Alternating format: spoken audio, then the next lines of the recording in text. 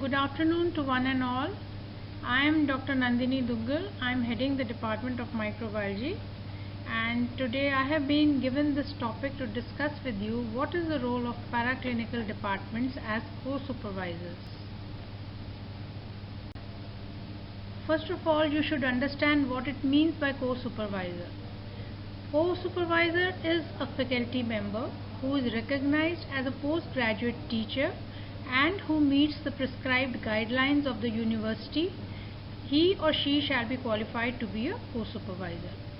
This also you should know that maximum up to 5 co-supervisors, one faculty member can have up to 5 theses under him as a co-supervisor, provided each co-supervisor is likely to contribute substantively to the thesis project.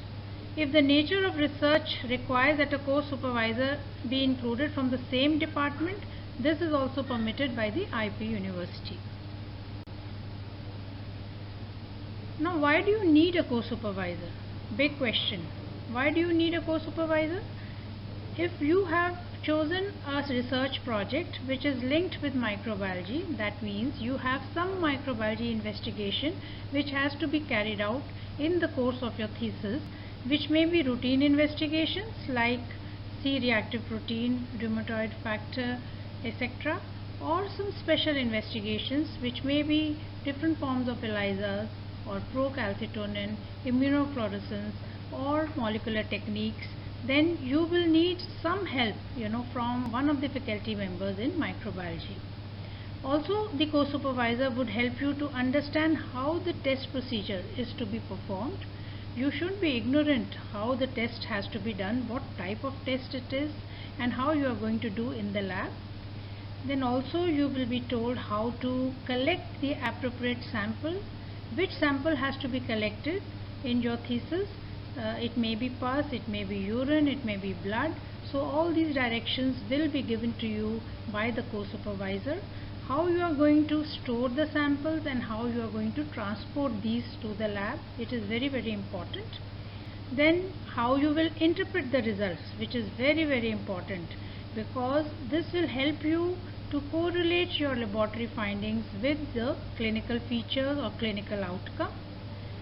Also, it is very, very important that the department who is carrying out the thesis as a co-investigator department has to ensure the availability of the kits. These kits may be routine kits or any special kits which have to be procured.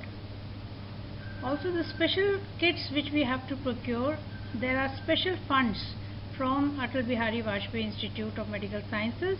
We have a special fund for our PG teaching. These kits can be procured through our institute. Something you should know about microbiology which is very important. Where is this department situated in the hospital? The location is, we have 2 departments right now, 2 places where we are running microbiology. One is the OPD 3rd floor. OPD 3rd floor, where all the bacteriology samples and mycology samples are going. And the other one is in the PGI building 6th floor academic block, where we are doing the molecular testing, virology, immunology, TB and others. And we are open all 365 days a year.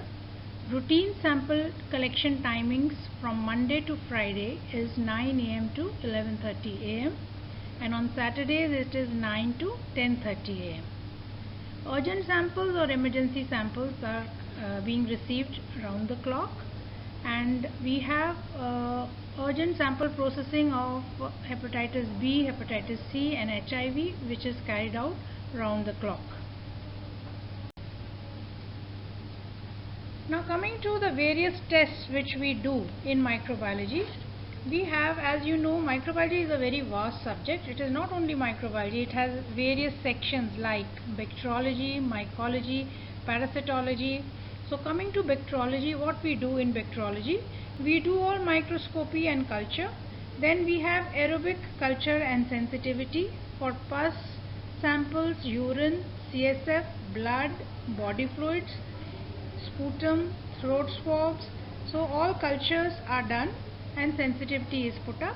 Then we have a section of microbacteriology. Microbacteriology meaning we process for the TB samples. We process all TB samples, and we have our anaerobic culture also, where we are processing pus, stool and tissue biopsies and deep-seated abscesses. We do anaerobic cultures for them. Then we have serology. In serology we have the rapid tests, and we also have the ELISAs.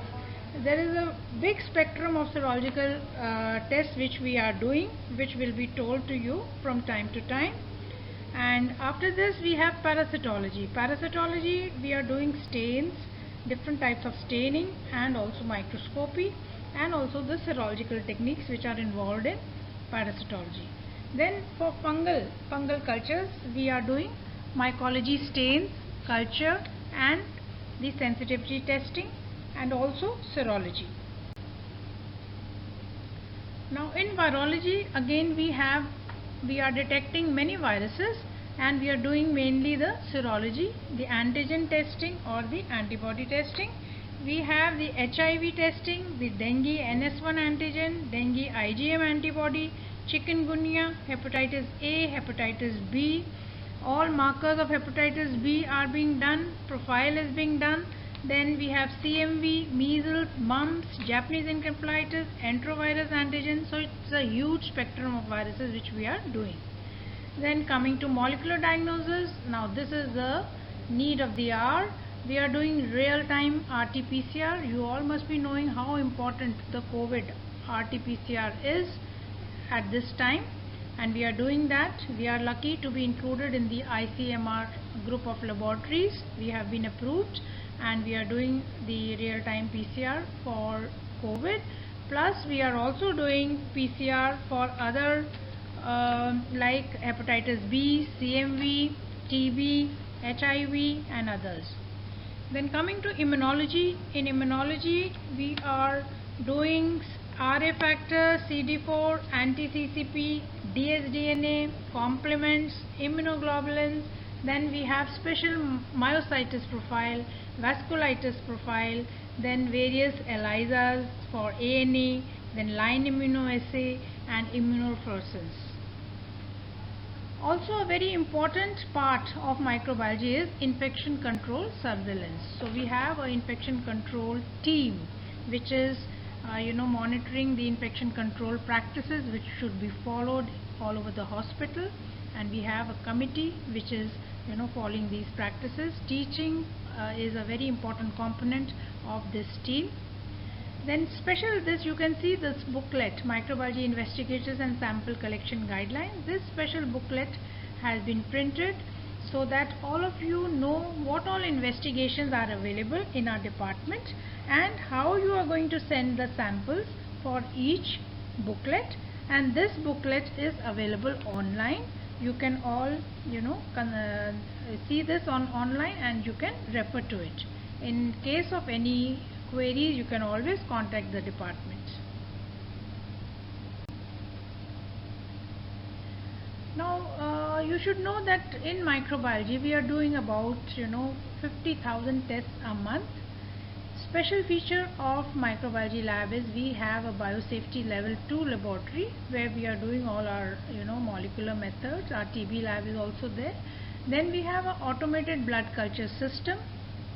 We have an anaerobic system, real-time PCR machine and immunofluorescence microscope. So these are some of the salient points which you should know. These are the salient apparatuses which we have, all these. In addition to this, the biomedical waste management and the CSSD is also under microbiology. Now what is your role? All of you are students. What is your responsibility towards the co-investigation department? You have to be in touch with your co-supervisor. A detailed discussion while writing a protocol is very much needed with your co-supervisor, because once you write the protocol you have to stick to that in your thesis. So you have to be very careful, discuss each point with your co-supervisor while writing a protocol. Then you have to have periodic meetings with your co-supervisor, telling him or her your progress, whatever you are doing, how many samples you are sending, and what are your results. Another important thing which you have to see is that you have to send all your forms of investigations which you are sending, which should be completely filled and properly filled with all the history along with the form, and you have to mention that it is a thesis case on each form so that it can be given proper care. All the reports have to be collected from the department or through the portal, and this is your responsibility. Time to time you have to discuss the findings and the interpretation of results with the co-supervisor so that he or she can guide you whether you are going the right way or you need to modify your approach, and he or she will guide you towards the right approach. And this is very, very important. Most important is you should keep on interacting with your co-investigation department, because it is very sad, all of you after protocol you just forget that some department, you are taking the services of that department, but you are not at all concerned that you have to discuss whatever samples you are sending, reports, and time to time you have to take guidance from your co-guide. This practice should not be there, and this is my special request to all of you to please take the co-investigation department seriously so that they help you in guiding you towards your thesis, which otherwise you will have big problems in the end. Thank you.